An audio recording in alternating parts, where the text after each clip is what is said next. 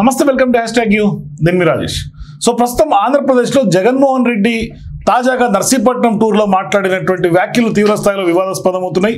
మరోవైపు స్పీకర్గా ఉన్నటువంటి అయ్యన్న పాత్రుడి పైన ఆయన చేసినటువంటి వ్యాఖ్యలు ఇప్పుడు తీవ్ర స్థాయిలో దుమారం రేపుతున్నాయి. అంటే ఒకవైపు వైఎస్ఆర్సీపీ నాయకులు కూడా అదే విధంగా పోలీసులపైన రెచ్చిపోతుంటే, మరోవైపు అధ్యక్షుడిగా ఉన్నటువంటి జగన్మోహన్ రెడ్డి కూడా అవతల ఎవరున్నారు అనేది కూడా లేకుండా ఇష్టం వచ్చినట్టుగా రెచ్చిపోతున్నటువంటి పరిణామాలుగానే స్పష్టంగా అనిపిస్తుంది. సో ఇప్పుడు పెద్ద ఎత్తున వైఎస్ఆర్సీపీ మెడికల్ కాలేజీలకు సంబంధించినటువంటి దుష్ప్రచారాన్ని పూర్తి స్థాయిలో ఆంధ్రప్రదేశ్ ప్రజల్లోకి ఇంజెక్ట్ చేసే ప్రయత్నం స్పష్టంగా చేస్తోంది.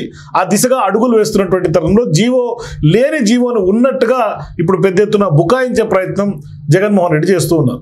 సో ఈ నేపథ్యంలో ఆయన స్పీకర్ని పట్టుకొని అటువంటి వ్యాఖ్యలు చేయటాన్ని కొంత ఏ విధంగా చూడాలి, మరోవైపు అటువంటి వివాదాస్పద వ్యాఖ్యలు ఎక్కడికి దారితీస్తాయి, మరి జగన్మోహన్ రెడ్డిని ఏమన్నా అరెస్ట్ చేసే అవకాశం ఉంటుంది, ఎందుకంటే స్పీకర్లో ఉన్నటువంటి ఆయన మీద అటువంటి వ్యాఖ్యలు కరెక్టేనా కాదా మాట్లాడదాం. మనతో పాటు రాజకీయ విశ్లేషకులు కొత్త రవీంద్ర గారు మనతో పాటు జాయిన్ అవుతారు, డిస్కస్ చేద్దాం. సార్ నమస్తే. రవీంద్ర నమస్తే సార్.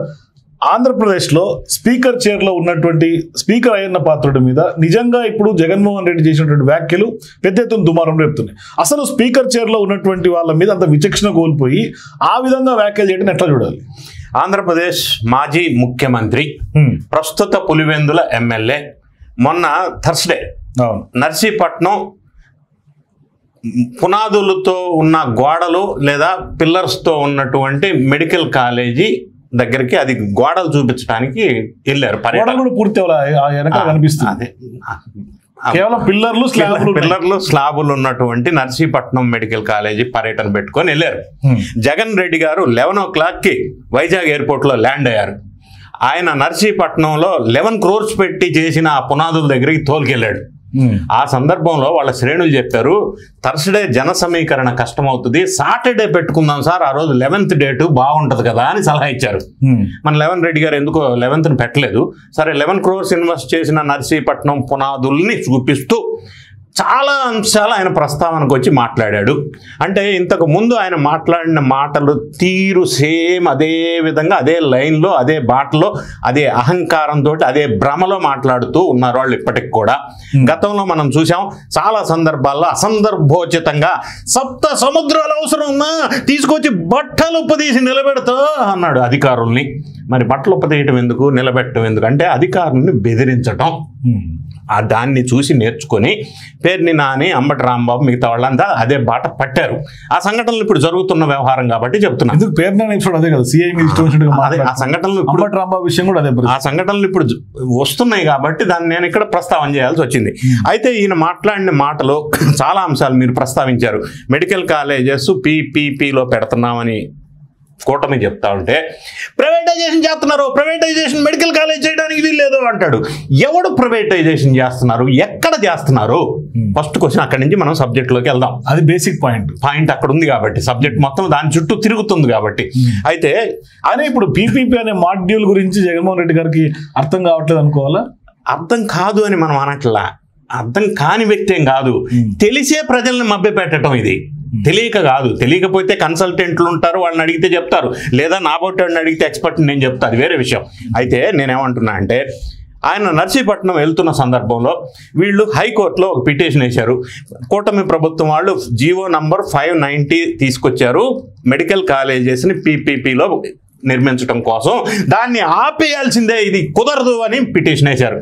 ఆయన నర్సీపట్నం వెళ్ళిన రోజే హైకోర్టు జడ్జిమెంట్ ఇచ్చింది. PPPలో పెడితే తప్పేంటి, వాట్ ఈస్ ద ప్రాబ్లం? అసలు భారతదేశంలో PPP మోడల్ సక్సెస్ఫుల్ మోడల్. ఎందుకంటే design, built, finance, operate and transfer after 33 years. ఇది సక్సెస్ఫుల్గా అన్ని చోట్ల ఉన్నటువంటి మోడలు. ఈ మోడల్లో మెడికల్ కాలేజెస్ పెట్టడం వల్ల త్వరితగతిన విద్యార్థులకి, రోగులకి అందుబాటులోకి వస్తుంది. వాట్ ఈజ్ ప్రాబ్లం ఏంటి ఇందులో? ఇది ప్రైవేటైజేషన్ కాదు కదా. జగన్మోహన్ రెడ్డి చెప్పింది అంటే ప్రైవేట్ వాళ్ళు రాజ్యం వెళ్తారు, వాళ్ళు వచ్చి విపరీతంగా దోపిడీ చేస్తారు అని చెప్తా. హైకోర్టు ప్రస్తావించిన అంశం ప్రాబ్లం ఏం లేదు, this is the best model, we cannot stop this అన్నారు. ఒకటి number 1. Number 2, adding to this high court వాళ్ళ కామెంట్ ఏంటంటే వాస్తవంగా ప్రభుత్వ సొమ్ములనే పెట్టి అన్ని డెవలప్ చేయాలంటే చాలా సంవత్సరాలు పడుతుంది, దానివల్ల నష్టం జరుగుతుంది. వాస్తవం చెప్పాలంటే హైకోర్టు భవనాలు కూడా PPPలో నిర్మాణం చేస్తే తొందరగా మాకు అందుబాటులోకి వస్తాయి, ఆ విధంగా కూడా ఆలోచన చేయాలి కదా అని ఒక కామెంట్ చేశారు. ఇది హైకోర్టు చేసిన కామెంట్. రెండోది మీరు అంటున్నారు ప్రైవేట్ వ్యక్తుల ద్వారా పీపీపీ మోడల్లో నిర్మిస్తే నష్టం జరుగుతుందని.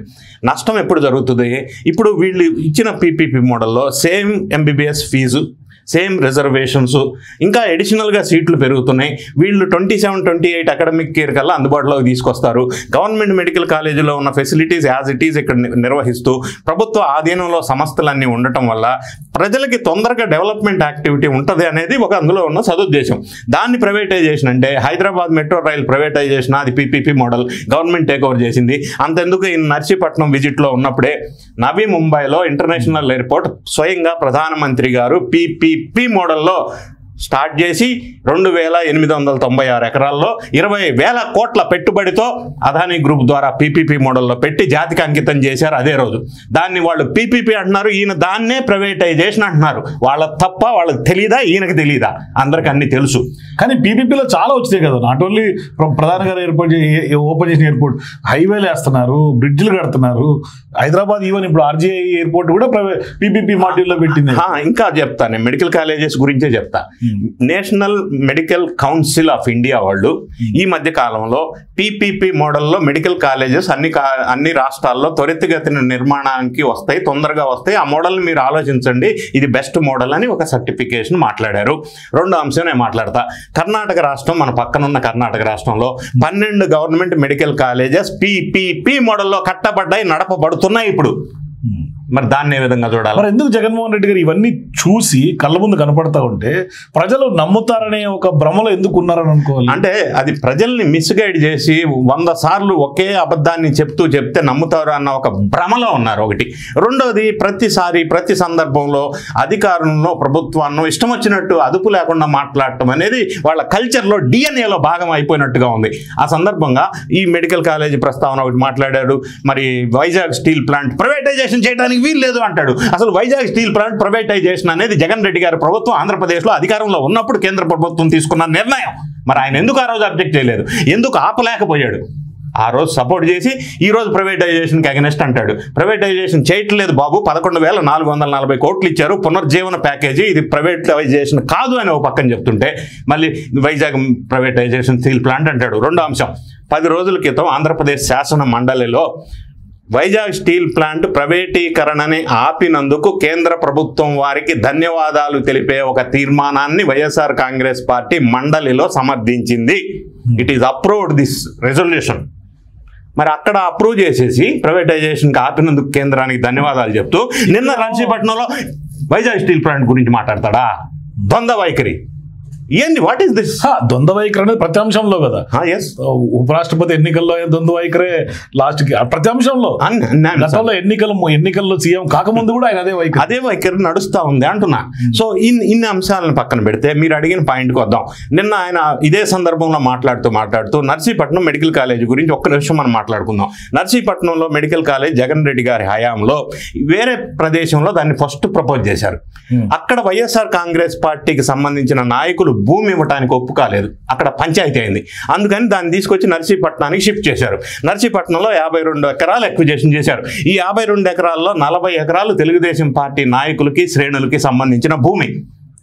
దాంట్లో ఈ ట్విస్ట్ కూడా ఉంది, చెప్తున్నా. అందుకే ఆ భూమిని అయ్యన్న పాత్రుడు అప్పట్లో అధికారం లేకపోయినా కూడా జగన్ రెడ్డి గారు అధికారంలో ఉంటే నర్సీపట్నంలో మెడికల్ కాలేజ్ వస్తుంది, ప్రభుత్వం ఏదైతే ఏముంది ఈ ఏరియా నియోజకవర్గం డెవలప్ అయితే అదే కదా సంతోషం అని ఒక గొప్ప భావంతో, ఒక పాజిటివ్ యాటిట్యూడ్ తోటి ఆ రోజు ఆ 40 ఎకరాలు టీడీపీ శ్రేణుల్ని ఒప్పించి సపోర్ట్ చేసి అక్విజేషన్కి సహకరించాడు అయ్యన్న పాత్రుడు.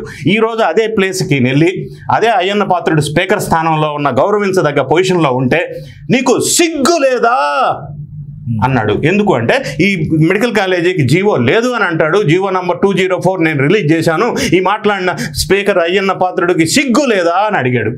ఇది ఆక్షేపణకరమైన విషయం, నాట్ ఎట్ ఆల్ యాక్సెప్టబుల్.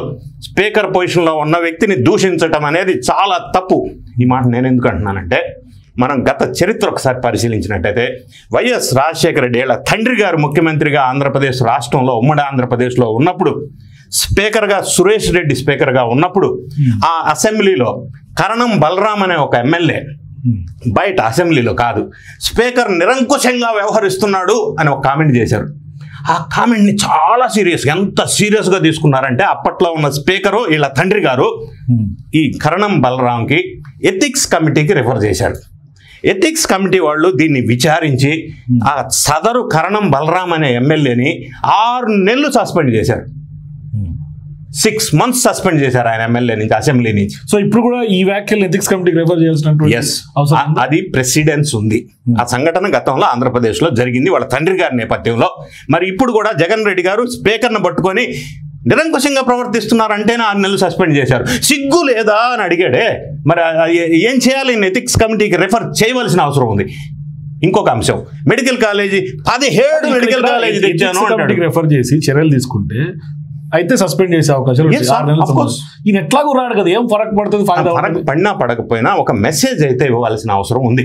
అంటే అప్రాప్రియేట్ పర్సన్స్కి ఇటువంటి మాట్లాడినప్పుడు తగు చర్యలు తీసుకోవాలా అనేది వాస్తవం. తీసుకోకపోతే స్మృతి మించి మాట్లాడే అవకాశం. ఇంకొకసారి ఈయన అదే సందర్భంలో 17 మెడికల్ కాలేజీలు తెచ్చాను అంటాడు. ఈయన ఎక్కడ తెచ్చాడు? Central government funded schemes, central government sponsored scheme ఇది. అది కూడా ఈయన పూర్తి చేయలేకపోయాడు. అది ఒక సిగ్గుచేట. అయితే ఇంకొక అంశం మాట్లాడతాడు, ఇదే నర్సీపట్నం మెడికల్ కాలేజీ నేను డిసెంబర్ 30, 2022లో శంకుస్థాపన చేశాను, ఇప్పటి వరకు పూర్తి కాలేదు అంటాడు. పాయింట్కి వద్దాం. డిసెంబర్ 30, 2022లో శంకుస్థాపన చేశాడు. 2024 వరకు ఈయన ముఖ్యమంత్రిగా ఉన్నాడు. మరి ఎందుకు పూర్తి చేయలేకపోయాడు? ఈయన 2 సంవత్సరాలు ఉన్నాడు కదా, 1.5 years. అప్పుడే పూర్తి చేసేది ఉండే కదా. ఋషికొండలో 500 కోట్లు పెట్టి అక్కడ పెట్టకపోతే ఇందులో పెట్టింది 11 కోట్లే కదా, మిగతా పెట్టేసి నర్సీపట్నం పూర్తి చేసేది ఉండే. ఇప్పుడు 15 నెలల క్రితం వచ్చిన గవర్నమెంట్ మీరు ఎందుకు పూర్తి చేయలేదని అడుగుతాడేంటి? ఈ 5 ఏళ్ళు ఉండి మరి ఈయనే కదా శంకుస్థాపన చేసింది, ఆయన పూర్తి చేసేది ఉండే కదా. ఇది అర్థం లేని జనాల్ని మభ్యపెట్టి మాయ చేసే మాటలు మాట్లాడటం తప్పు. ఇది ఆక్షేపణకరమైన విషయం. ఆంధ్రప్రదేశ్ ప్రభుత్వం వారు దీన్ని ఎథిక్స్ కమిటీలో రిఫర్ చేయాలా, అప్రాప్రియేట్ యాక్షన్ తీసుకోవాలా అనేది. అప్రాప్రియేట్ యాక్షన్ అంటే అరెస్ట్ అయ్యే అవకాశాలు ఉంటాయి, సస్పెండ్ చేయొచ్చు. అది ఎంతకాలం అంటే స్పీకర్ అంటే ఎథిక్స్ కమిటీ ఏం రిఫర్ చేసి స్పీకర్. సో మొత్తం మీద అయితే మాత్రం ఎమ్మెల్యే పదవికి అయితే జగన్ కి గండం ఖచ్చితంగా యాక్షన్ తీసుకోవాలా, తీసుకుంటారు కూడా. ఇది ఉపేక్షించే అంశం కాదు. ఈయన అయ్యన్న పాత్రుడు అనే వ్యక్తిని అనలేదు, స్పీకర్ని అన్నాడు. అది తప్పు, ఖచ్చితంగా తప్పు. Thank you sir. సో మొత్తం మీద జగన్ చేసినటువంటి ఒక చిన్న తప్పుకు, మరోవైపు ఆయన చేసినటువంటి వివాదాస్పద వ్యాఖ్యలకు ఖచ్చితంగా స్పీకర్ ఎమ్మెల్యే పదవి నుంచి కొంత సస్పెండ్ చేసే అవకాశాలు ఉన్నట్టుగానే స్పష్టంగా అర్థమవుతుంది. ఆ దిశగా ఖచ్చితంగా కూటమి ప్రభుత్వం కూడా అడుగులు వేస్తుందని కూడా చాలా మంది మాట్లాడుతున్నటువంటి నేపథ్యంలో, అదే డిమాండ్ కూడా వినిపిస్తున్నటువంటి నేపథ్యంలో చూద్దాం ఏం జరగబోతుందో. సో మీరు కూడా స్పీకర్ పట్ల జగన్ ఈ విధంగా చేసినటువంటి వ్యాఖ్యలను మీరు ఎట్లా చూస్తున్నారు? మీ అభిప్రాయం ఏంటి? మీ అభిప్రాయాన్ని కింద కామెంట్స్ తెలియజేయండి. For more videos please watch #.